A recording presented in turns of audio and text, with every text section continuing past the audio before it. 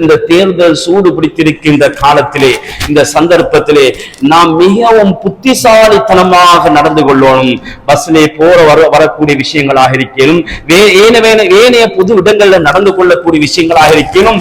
ஏதாவது ஒன்றை செய்துவிட்டு முஸ்லிம்களுடைய தலையின் மீது படியை போட்டு விடுவார்கள். நடந்திருக்கிறது சமீப காலங்களிலே.